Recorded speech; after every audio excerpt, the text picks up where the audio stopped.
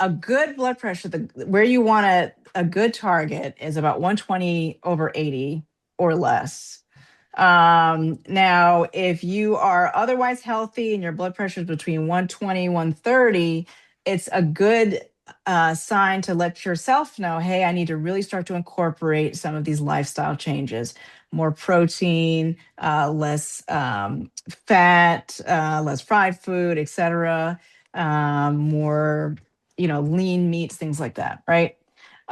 More vegetables. So these lifestyle changes, and then reducing salt. Salt's really important. So you want to have less than like 1,500 milligrams of salt, ideally.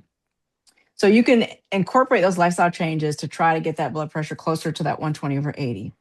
Now, if your risk of heart disease is higher, say because of age or you smoked, things like that, diabetes, then your physician may start medications a little bit earlier as you approach hypertension, which is greater than 130 over 90, essentially. So greater than 130 over 90, I would say, is when you're starting to get that red flag, not just the top number, but also that bottom number too. That's when you're getting into hypertension.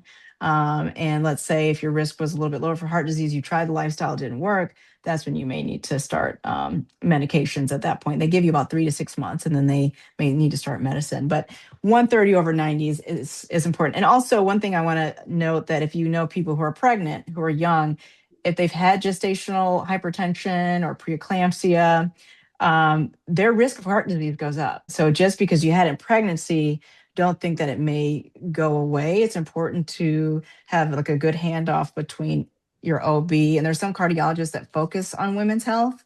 So they may just refer you to a cardiologist to manage your blood pressure.